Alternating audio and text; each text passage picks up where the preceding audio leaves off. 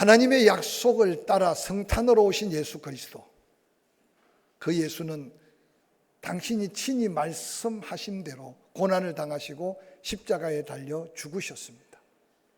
예수 그리스도의 십자가에 달려 죽으심은 당시 악한 종교 지도자들이나 로마의 군병들은 그들이 인간적인 승리로 생각했지만, 아니 반면 예수를 따르던 무리들은 또한 낙심과 실망 속에 흩어졌지만, 예수 그리스도께서는 말씀대로 부활하셨습니다.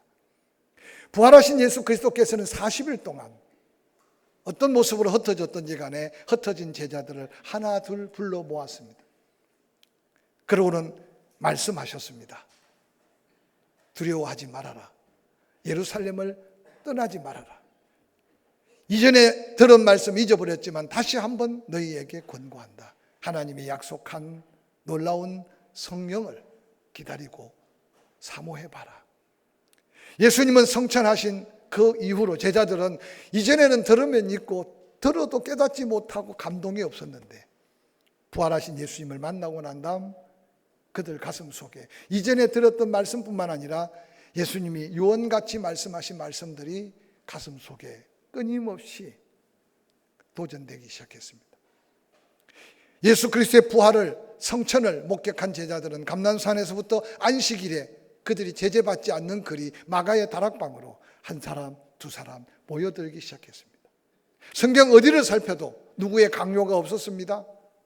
예루살렘을 떠나지 말라는 예수님의 그 말씀, 또한 약속한 것을 기다리라는 그 말씀을 그들은 기억하고 몰려들기 시작했습니다. 사도행전의 놀라운 역사는 그들이 모인 숫자가 120여 명이 되었다고 기록합니다. 모여서 그들이 기도할 때 놀랍게도 그들 가운데 성령이 강림하게 되었고, 성령 강림은 예수 그리스도의 오심, 고난당하심, 죽으심, 부활하심과 함께 하나님의 구속의 놀라운 완성을 이루는 하나의 사건으로 사도행전은 우리에게 증거하고 있습니다. 하나님의 계획하신 뜻, 한 사람 죄인으로 온 인류가 죄인된 아담 이후로 사망으로 인해 심판받은 인간을 구원하기 위해 하나님은 예수 그리스도를 보내주셨고, 그 예수 그리스도께서 오셨고 고난당하시고 죽으시고 부활하심으로 이제 그를 믿기만 하면 그 놀라운 구원의 은혜를 약속하신 대로 받는 이 놀라운 역사는 바로 성령의 강림 사건으로 인해 바로 복음의 완성, 놀라운 복음의 클라이막스를 이루게 됩니다. 성령의 강림은 온 천하를 향해 예수 그리스도의 부활 사건이 능력의 복음으로 증거될 뿐만 아니라 그 성령 받은 제자들, 그들 가슴 속에 예수 그리스도의 고난의 십자가를 지고 복음의 현장을 달려가는데도 그 성령은 그들에게 능력이 되었습니다. 또한 끝까지 그들은 목숨을 다해 순교자의 걸음을 걸으면서도 당당하게 예수 그리스도의 부활을 증거하게 되었던 놀라운 역사는 바로 복음으로 오신 예수 그리스도를 천하까지 전할 능력으로 성령의 역사하심을 사도행전은 우리에게 보여주고 있습니다. 사랑하는 성도 여러분, 오늘 우리가 함께 읽었던 본문은 이 아름다운 구원의 완성, 대속의 은혜 속에 구원받은 믿음의 공동체, 그들이 바로 이 땅에 하나님의 성령의 강림으로 가장 귀한 교회를 세워주심에 가장 기초를 쌓고 있는 모습을 보여줍니다. 120명이 모여 기도하다가 그들이 임재한 성령으로 인해 세워진 예루살렘 교회, 그들이 처음부터 교회가 세워져 가는 그 모습을 통해 오늘 교회된 우리가 우리의 영적 모습을 다시 한번 점검해 가면서 나의 개인 신앙뿐만 아니라 우리의 공동체가 예수 그리스도가 모퉁이돌이 되고 우리 모두가 한 장 한 장 백돌같이 이어져서 하나님이 기뻐하시는 우리를 통해 이루기를 원하는 아름다운 교회를 이루면서 초대교회의 놀라운 부흥, 초대교회의 놀라운 하나님의 영광을 재현하는 저와 여러분이 될 수 있기를 주의 이름으로 간절히 축원합니다. 먼저 이 같은 구원의 은혜를 받고 모여든 교회 공동체, 그들은 이전에 모여있던 모습과는 달랐습니다. 부활하신 예수 그리스도께서 말씀하신 그 말씀대로 그들은 예루살렘을 떠나지 않았습니다. 그들은 함께 모였습니다. 즉 예수님의 말씀에 순종하는 모습으로 모여있는 120여 명의 무리에 한번 관심을 가져보시기를 바랍니다. 사도행전 1장 4절 너희는 예루살렘을 떠나지 말아라. 내가 내게 말한 것 그것 아버지께서 너희에게 주실 약속인데 그 약속을 받기까지 예루살렘을 떠나지 말고 기다리라는 이 말씀. 이전에는 하나님 예수님의 말씀을 들었어도 깨닫지 못했습니다. 예수님의 말씀을 듣고 기적을 보았어도 깨닫지 못하니 감동이 없었습니다. 그런 여전히 자기들의 생각 속에 선입감 속에 예수님을 쫓아다녔습니다. 언제 예루살렘의 왕이 되면 누가 오른편 왼편, 그들은 육신적이고 인간적이고 세상적인 메시아관에 여전히 사로잡혀 있었습니다. 근데 부활하신 예수 그리스도를 만나고 예수 그리스도의 성천을 목격한 그들은 이전의 모습이 아니었습니다. 이전에 들었던 기적들, 보았던 기적들, 들었던 말씀들도 생각났지만 40여일 부활하신 예수님이 함께 하셔서 말씀하신 말씀들은 잊혀지지가 않는 겁니다. 말씀이 믿음이 된 거죠. 할렐루야. 떠나지 말아라. 그리고 기다리라 하신 그 말씀대로 그들은 모여들기 시작했고 그들은 예루살렘에 함께 했다는 사실입니다. 여러분, 환경이 바뀌어진 게 아니었습니다. 강팍한 종교 지도자들, 예수님을 십자가에 못 박으라고 외쳤던 수많은 유대인들, 예루살렘의 거민들은 그대로 있었습니다. 로마 약한 군병들도 그곳에 여전히 함께 있었습니다. 그런데 놀랍게도 부활하신 예수를 만난 후에 그들은 이전의 모습이 아니었던 그 모습이 이 땅에 처음 예루살렘 교회 기초석같이 세워져 가는 믿음의 공동체의 모습이었습니다. 오늘 이 아침에 예배하는 여러분의 영적 모습, 여러분의 삶의 모습, 여러분의 교회된 아름다운 공동체 속의 나의 모습을 한번 돌아보는 기회가 되었으면 좋겠습니다. 예수 그리스도께서 약속한 것 구체적으로 그 내용이 뭔지 몰랐지만 부활하신 예수 그리스도께서 말씀하신 간곡한 부탁을 그들은 믿고 모여서 기다렸습니다. 그냥 기다린 게 아닙니다. 약속을 기다리며 성경은 말합니다. 오로지 기도에 힘썼다고 기록합니다. 그들의 이제는 기도했다는 모습을 찾아보기 어렵습니다. 깨어놓으면 또 졸고 깨어놓으면 또 자고. 예수님을 따랐던 제자들 기적을 보면서도 수험 어려움을 당하면서도 그들 스스로 하나님께 도움을 구하거나 예수님께 도움을 구한 적이 별로 없습니다. 기도해야 할 때를 분별할 수 없었습니다. 기도해야 할 때를 분별할 수 있는 게 믿음입니다. 이전의 제자들은 기도할 때를 분별하지도 못할 뿐만 아니라 기도해야 될 때 기도하지 않았습니다. 그런데 놀랍게도 부활하시고 승천하신 예수 그리스도를 만난 제자들은 한 명, 두 명 마가다락방에 모였습니다. 하고 싶은 말들이 얼마나 많았겠습니까? 각자 부활하신 예수를 만난 흔적도 달랐습니다. 그 가운데 도마는 부끄럽게 구원을 받지 않았습니까? 가룟 유다에 대해서도 따지고 할 말이 많았을 겁니다. 베드로가 3번 부인한 것 가지고 때로는 조롱할 수도 있었을 겁니다. 그런데 놀랍게도 부활하신 예수를 만나고 승천한 예수를 만난 마가다락방에 모인 그들은 그 성경 어디를 살펴도 인간적인 말로 따지고 아니면 판단하고 헤아림이 아니라 한 명, 두 명 모여드는 쪽쪽 그들은 오로지 기도하는데 전념하고 있는 모습은 이전의 모습과 달랐던 그들의 모습이었습니다. 그들 숫자 120명 묵묵히 약속 하나를 붙들고 아니 예수님의 말씀이 믿음되어서 그 믿음을 붙들고 아하 이제는 기도해야 될 때구나 그 때를 분별할 수 있는 놀라운 믿음의 모습이 오늘 마가다락방에 120명이 모여있는 그들의 모습이었습니다.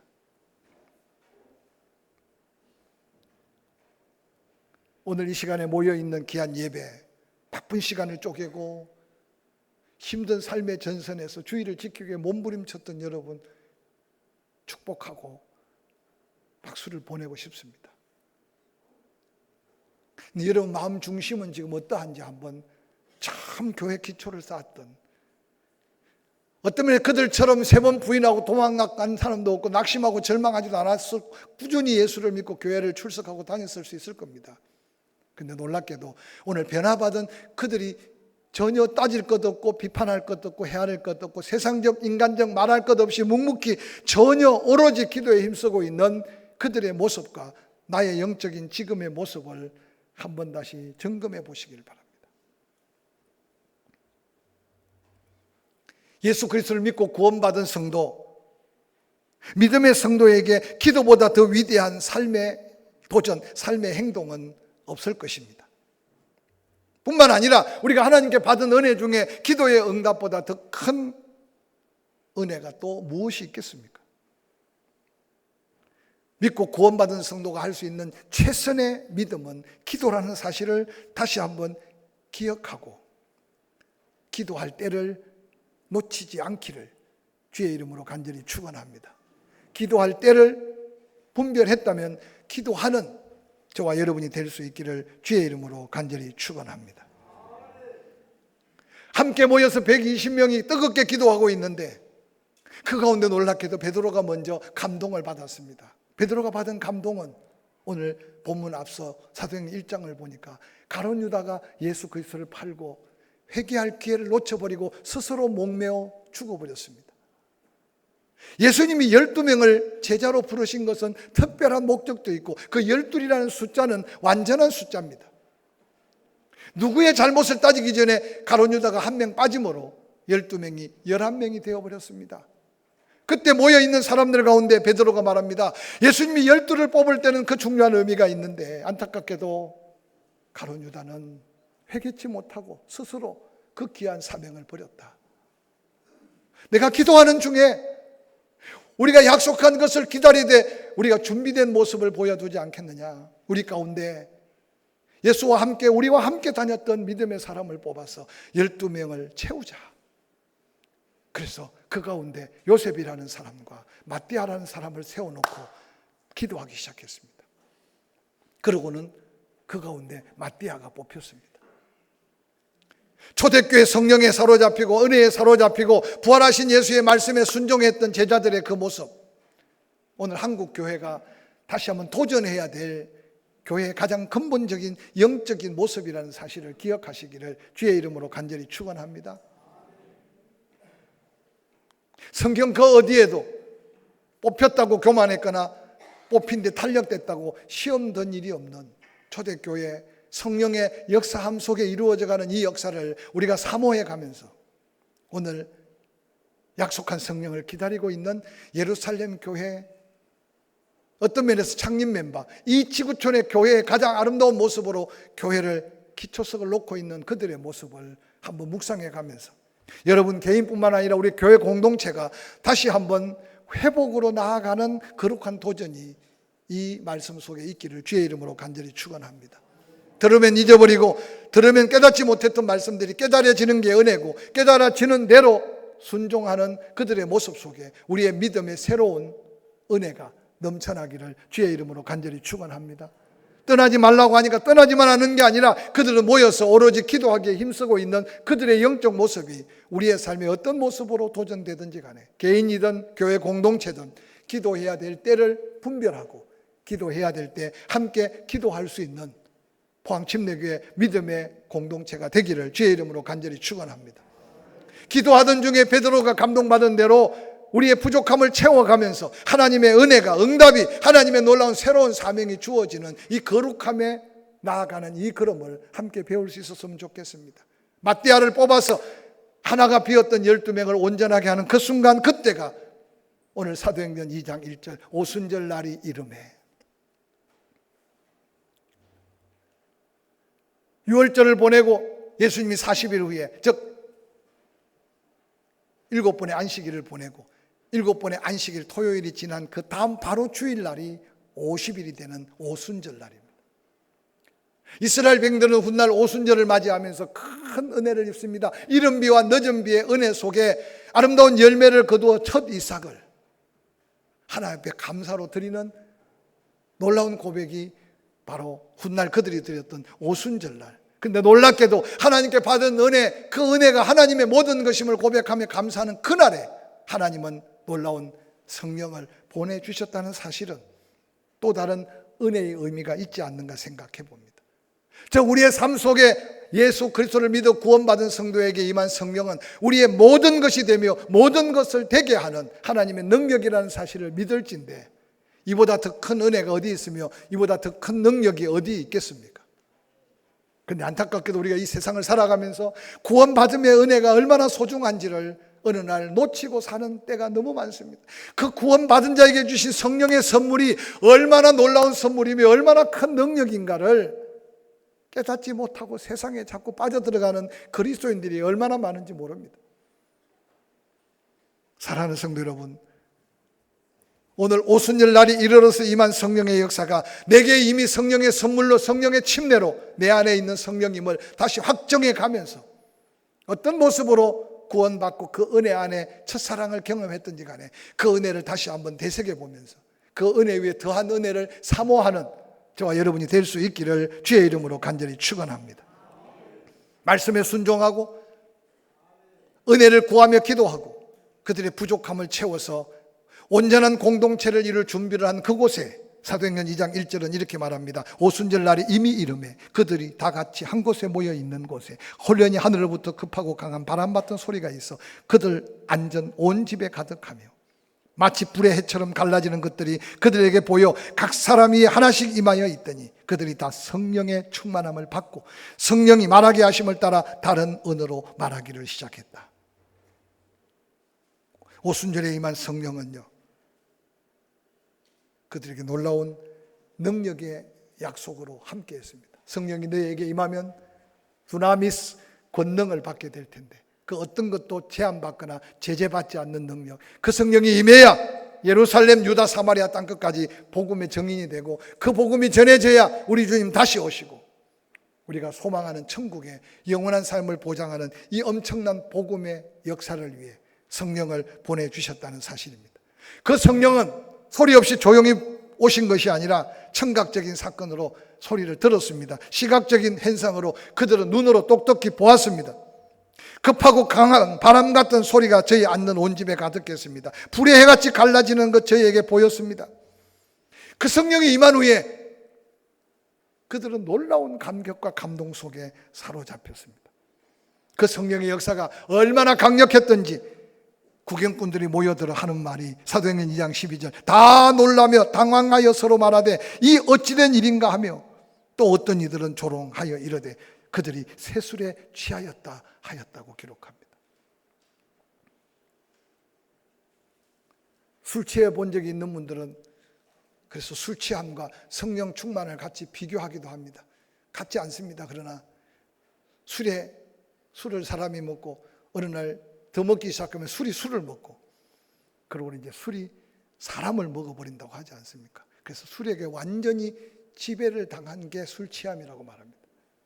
근데 성령에 취하면 성령이 내 생각, 행동, 삶의 모든 것을 다 주관하는 것을 비교하지만 다른 하나님의 영적 역사입니다.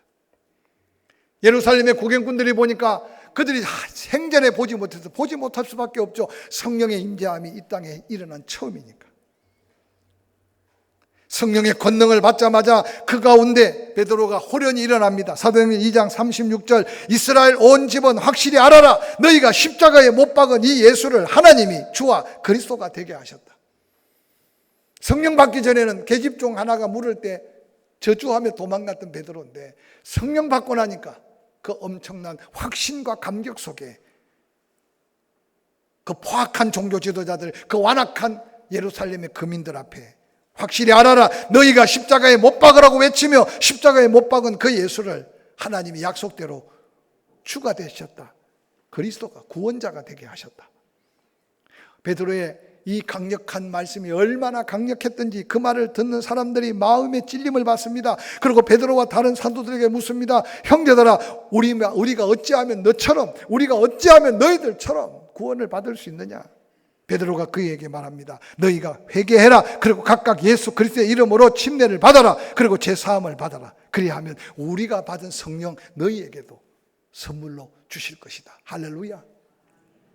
우리가 성경 이야기를 읽는 것처럼 읽으니까 그런데 여러분, 이 사건이 그리 오래된 사건이 아니에요. 예수님이 십자가에 달려 돌아가신 지 40일이 지난 후에. 시간이 사람을 바꿔놓는 게 아니에요. 환경이 사람을 바꿔놓은 게 아니었어요.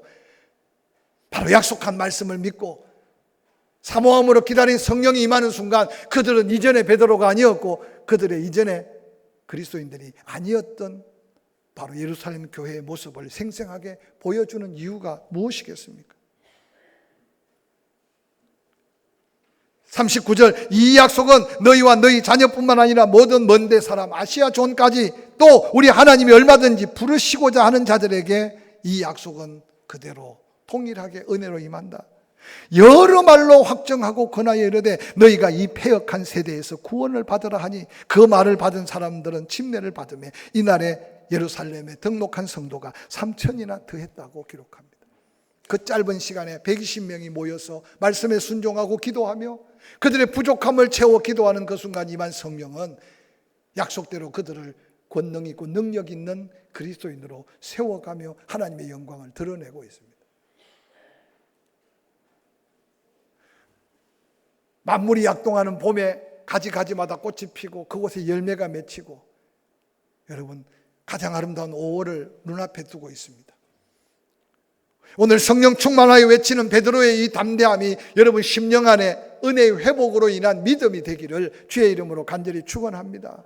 할렐루야. 내 입의 말이 아니고 내 말의 기술이 아니라 성령이 역사하여 감동된 가운데 선포하면 그 어떤 영혼이든지 오늘 본문에 보니까 그 완악한 예루살렘의 거민들 그 말씀 듣고 회개하고 구원을 받는 이 감격이 오늘 우리의 삶의 주변 가정, 우리의 친지들, 이웃들 들어야 될 복음인 것을 기억하면서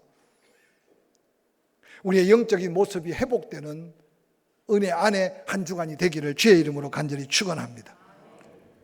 사도행전 2장 41절에 이렇게 기록합니다. 그 말을 받은 사람들이 침례를 받으며 이날에 성도의 숫자가 3,000이나 되었다. 사도 3,000명이 120이 3,000명이 되었습니다. 그리고 42절 그들이 사도의 가르침을 받았다. 서로 교제하고 떡을 떼며 오로지 기도하기에 더욱 힘썼다. 예수님이 이 땅에 오셔서 가르치셨습니다. 선포하셨습니다. 그리고 고치셨습니다. 그래서 신학교에 가면 예수님의 3대 사역을 써라. 처음 신학교에서 신학을 공부하면서 그 성경 구절을 찾아서 그걸 쓰는 게 정답인데 3가지를 다 못 써서 만점을 못 받는 사람도 있어요. 하도 달달달달 가르침을 받아가지고 예수님이 가르치시고 선포하시고 힐링, 치유하시고 고치셨어요.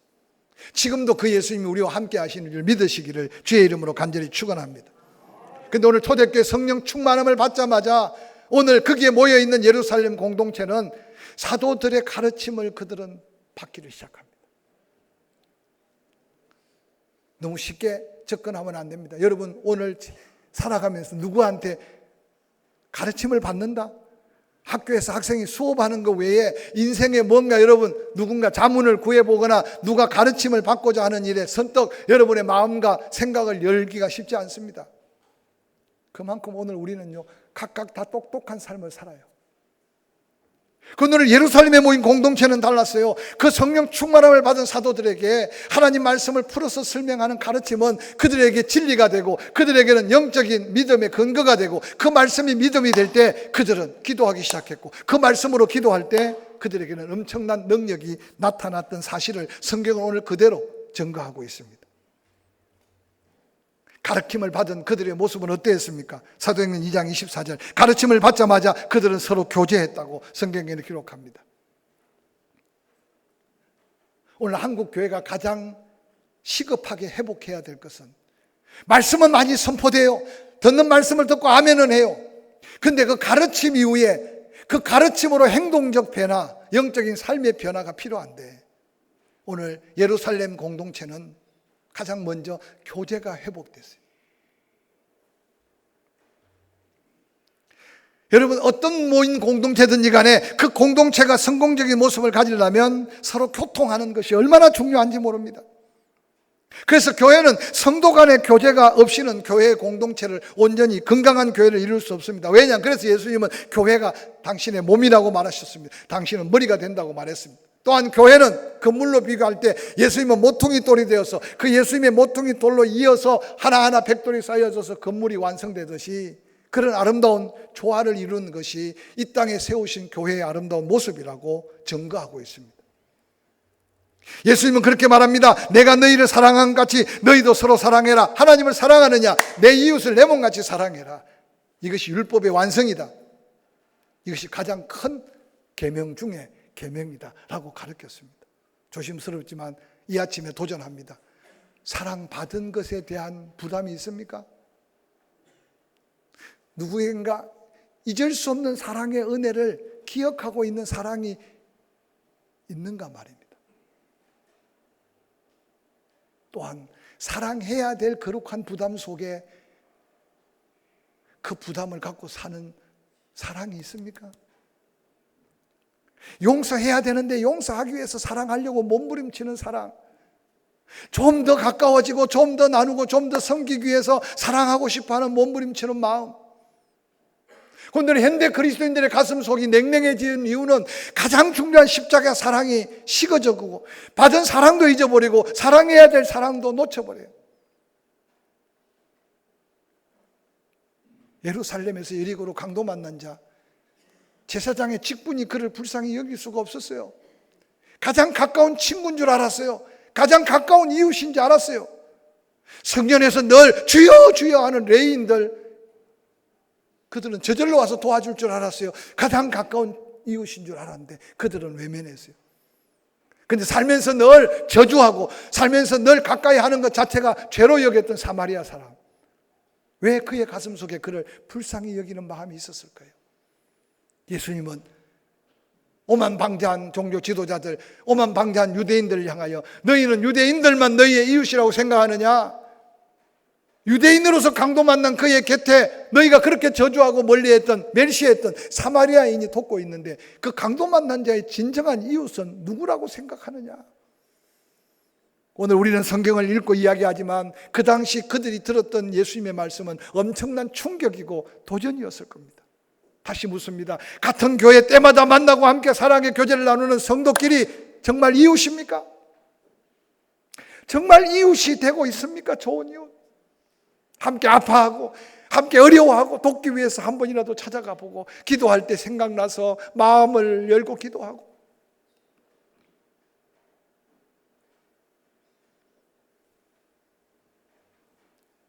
아름다운 교제의 회복은 내 심령의 회복뿐만 아니라 교회 공동체의 회복이고 하나님의 영광으로 이어지는 믿음의 승리라는 사실을 기억하시기를 주의 이름으로 간절히 축원합니다. 제가 가끔 바다에만 하면 내 먹을 거 사지 말고 서로 먹을 걸 주라 그러는데, 아이고 목사님 그렇게 주고 받으나 내 거 내 먹고 지 거 지 먹으나? 아니에요 여러분. 작은 사랑의 훈련이라고 생각하시고, 어떤 분은 생각할 수 있습니다. 아이고 요즘 시간당 시급이 얼만데 그 많은 사람들이 모여서 허리 아프도록 일하고 차라리 얼마 더 줘서 그냥 모금하지. 여러분, 돈의 액수가 문제가 아니라 어제 토요일도 천국 잔치가 벌려졌어요. 여기 저기 손들이 함께 모여서 아마 자기 집 김치 담으라 그러면 담을 사람 내가 볼 때 그 중에 몇 안 돼. 그런데도 이 귀한 사랑의 교제를 위해서 섬김을 하니까 몸도 힘들지만 다 나와서 아름답게 섬기는 모습, 그것은 여러분 수익금의 얼마보다 훨씬 더 큰 하나님 앞에 가장 귀한 은혜의 출발이고 축복의 그릇이라는 사실을 기억하시기를 주의 이름으로 간절히 축원합니다. 할렐루야. 사도들의 가르침을 따라 그들은 떡을 뗐습니다. 여기 떡을 떼는 것과 마지막 46절 7절에 나오는 집에서 또한 떡을 떼는 것과는 차이가 있다고 말합니다. 예수 그리스도의 십자가의 죽으심을 그들은 목격했잖아요. 부활하신 예수를 만났잖아요. 약속대로 성천한 예수님을 봤잖아요. 예수님이 기념하라고 한 떡을 떼고 잔을 나누라고 했던 것들을 그들은 잊지 못해요. 그래서 그들은 성전에 모일 때마다 사도의 가르침을 따라 그 예수 그리스도 나를 위해 지키셨구나, 나를 위해 흘리신 보혈 찬송만 불러도 지금의 가슴이 막 점여오는 이 감동을 다시 회복해야 되지 않겠느냐 그 말이에요. 초대교회는요 모일 때마다 성찬식을 했다는 거예요. 오늘 우리는 그게 거추장스럽거나 때로는 불편해서 어떤 때는 절기 때마다 하고 있지만, 우리는 마음으로도 그 떡을 나누고 그 떡을 떼는 저와 여러분이 될 수 있기를 주의 이름으로 간절히 축원합니다. 이거 하나 사가지고 한 9개 들었나 모르겠는데 하나씩 나누어줘도 9개, 내가 먹으면 9개예요 9명이 이거 사서 하나씩 나누어줘도 9개예요 내가 먹고 나면 죄송하지만 화장실밖에 없지만 9개 중에 8개 나눈 것은 주는 자에게 주는 축복이 따른다는 사실이 아름다운 나눔의 흔적임을 기억하시기를 주의 이름으로 간절히 축원합니다. 뿐만 아니라 그들은 사도의 가르침을 받아 오로지 기도하기에 힘썼다고 말했습니다. 이미 예루살렘 교회는 성령 충만해요.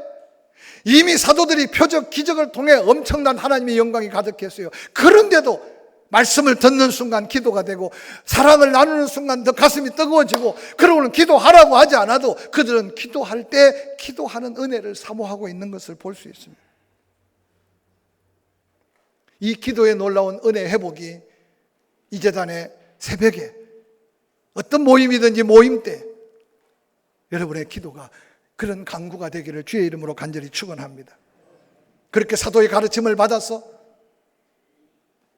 서로 교제하고 떡을 떼고 그리고 기도하기에 힘쓸 때 그들의 삶에는 엄청난 변화가 일어났습니다. 생활 속의 변화. 44절, 믿는 사람이 다 함께 있어 모든 물건을 서로 통용합니다. 재산과 소유를 팔아 각 사람의 필요를 따라 나누어 줍니다. 날마다 마음을 같이하여 성전에 모이기를 힘쓰고 집에서 떡을 떼며 기쁨과 순전한 마음으로 음식을 먹습니다. 하나님을 찬양합니다. 이들의 모임을 바라보고 예루살렘에 사는 온 백성들이 칭송합니다. 부러워합니다.